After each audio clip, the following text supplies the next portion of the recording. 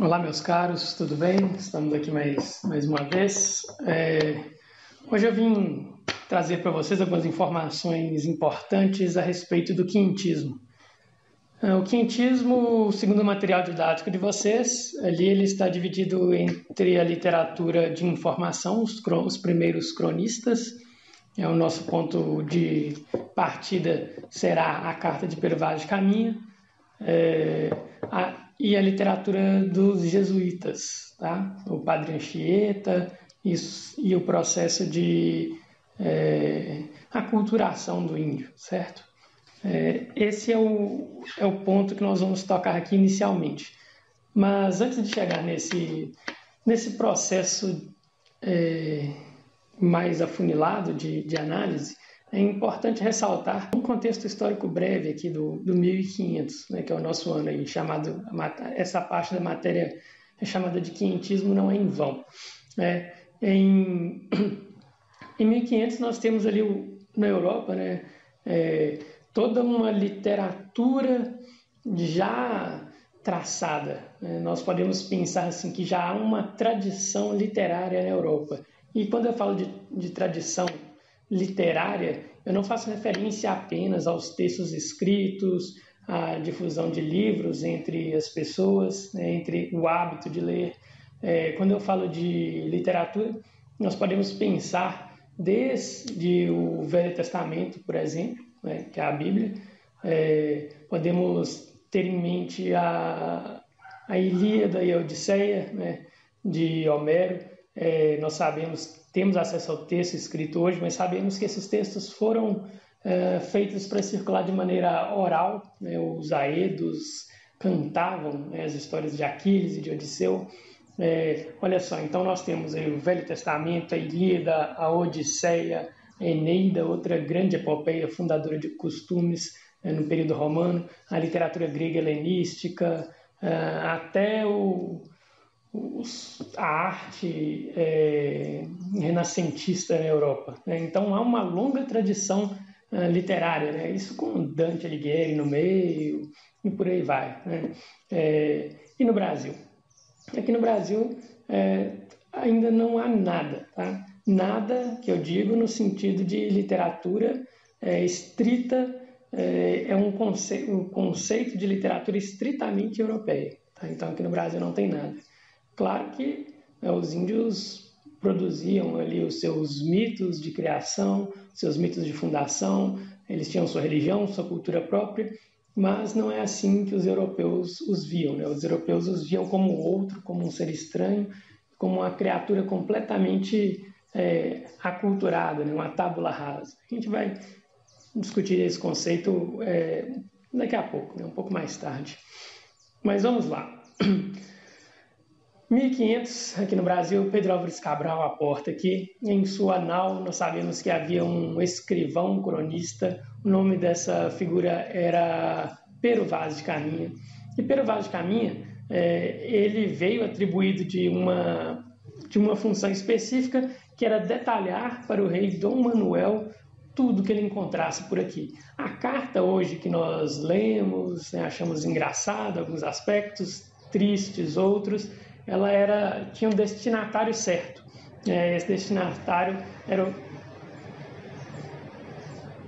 os carros passando e atrapalhando, né? Desculpa aí. Esse destinatário era o rei Dom Manuel, rei de Portugal. E aí, qual que é o nosso problema? Problema não, né? E aí, olha o seguinte, uma coisa que nós precisamos sempre nos atentar quando vamos ler qualquer tipo de texto tem que identificar as características do seu gênero, tá bem? E quais são as características aí, quais são as finalidades desse gênero crônica, né? O gênero carta, principalmente essa espécie de diário de bordo, né? A ideia é informar alguém a respeito de algo. E essa informação não pode ser assim uma informação falseada, informação idealizada, tem que ser o mais precisa e objetiva possível. Então, partindo dessa premissa que Pero Vaz de Caminha entra na nau do Cabral e aí vem até essas terras que hoje nós chamamos de Brasil. Tá? Eles aportam aqui e caminha, vai descrever, né, todo o cenário que ele encontra, todas as pessoas, e essa relação do primeiro contato entre os portugueses e os índios. E fica uma dúvida para nós, né? Se essa carta tem esse papel fundamental de informar, então por que nós chamamos ela de literatura? A grande questão que eu sempre acho importantíssimo aventar aqui. Se nós podemos chamar a carta de um documento histórico ou de um monumento literário? Essa é a grande dúvida. E a resposta para isso é que nós podemos tratá-la dos dois modos, tá? O primeiro modo como documento histórico, porque ela cumpre o papel de informar, né, o rei. Ela vai tratar ali de um retrato histórico, claro que de um ponto de vista específico, né, a respeito daquele cenário. Esse ponto de vista é o ponto de vista eurocêntrico. E, num segundo momento, nós podemos tratar essa carta como um monumento literário a partir do instante em que o Pero Vaz de Caminha ele coloca à sua disposição, ele coloca em contraste a cultura europeia e a cultura indígena, né? E aí gera uma tensão entre culturas, e essa tensão nem sempre é passível de ser descrita de uma forma exata, tá? E aí Caminha acaba deixando escapar, vez ou outra, algo da sua subjetividade, né? Do que ele gostaria que viesse a ser, como ele descreve o Brasil como essa terra perfeita, bonita, é uma referência ao paraíso. Então essa subjetividade começa a tomar conta do texto.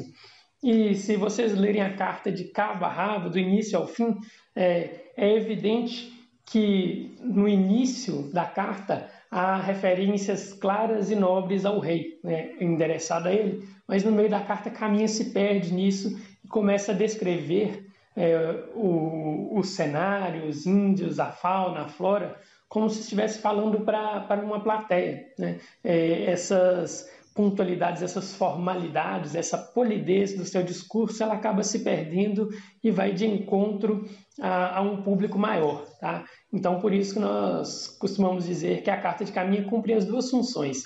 A primeira como documento histórico e a segunda como monumento literário, né? E há um processo importante que é o papel de formação, ali, o ponto de partida da literatura brasileira. Esse papel da carta como formação da nossa literatura, é importante aqui entender o conceito de formação, porque um livro como esse aqui, por exemplo, que eu utilizei para fazer a aula para vocês, né? Tá aqui a Literatura Brasileira, dos primeiros cronistas aos últimos românticos, do Luiz Roncari, né? Um livro qualquer, vocês podem pegar qualquer livro, ele é considerado literatura, considerado como tendo esse forte teor literário, a partir do momento que ele não é só um objeto externo a nós, tá? Qual que é a grande força, né? Quando eu leio um livro, quando eu leio a Carta de Caminha, eu vou fazer parte daquele cenário, eu vou ficar imerso naquela situação descrita, aquilo vai me trazer dúvidas, vai me gerar hipóteses, pode eventualmente trazer alguma resposta, alguma indignação, e isso vai me formar e me transformar, né? A literatura é uma espécie de espelho, né, que acaba refletindo um pouco da minha experiência pessoal dentro do texto do autor, com toda a sua força hermenêutica, tá bem? Então, a carta ela traz isso, porque ela forma e transforma o mundo. Até hoje, autores se inspiram nessa carta para falar do nosso passado, né? Ela teve uma influência muito forte na primeira fase do modernismo, na primeira geração dos poetas românticos brasileiros, né? Os autores românticos, os indianistas, e por aí vai, né? Por isso que ela é importantíssima e colocada como ponto fundador da nossa literatura. Nós falamos a respeito da literatura como a formação do nosso ser, do nosso caráter, e isso é importante para nós para entender o caráter literário que hoje é estabelecido a partir dessa obra que foi feita para ser um documento histórico, certo? Vou partir aqui para a leitura de um trecho da carta. Esse trecho não está no livro didático seus, mas eu vou colocar a legenda do lado de cá ou do lado de cá, não sei ainda, a título mais de complemento para o estudo seus. Né? A carta ela é fácil de encontrar na internet, é um documento público, vocês encontram aí no Google, só colocar lá a carta de Pero Vaz de Caminha, que encontram fácil. Né? Mas no livro de vocês também há um longo trecho da carta que o raciocínio se aplica da mesma forma. Vamos lá então.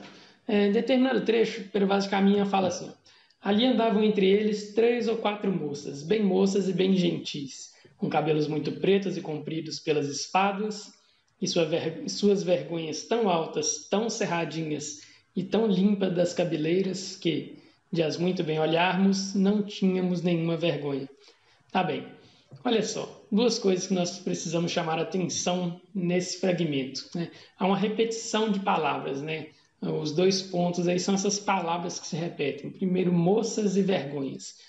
A moça é apresentada a primeira vez como um substantivo e na segunda como um adjetivo. Tá? Existe essa repetição. Né? A primeira moça é para falar que eram mulheres jovens e a segunda vez como adjetivo para reforçar essa questão da juventude. E vergonhas, né?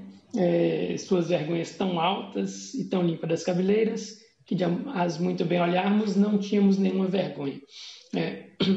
O primeiro uso de vergonha é um substantivo concreto que faz referência ao órgão sexual feminino, e o segundo uso é uma referência à Bíblia, né? Vergonha abstrata, vergonha é aquele sentimento que nós sentimos, né, que as pessoas tímidas têm. Tá? E essa repetição ela ocorre não em vão. Né? Aí é uma estratégia literária, é uma fuga dessa descrição objetiva. Com qual intuito?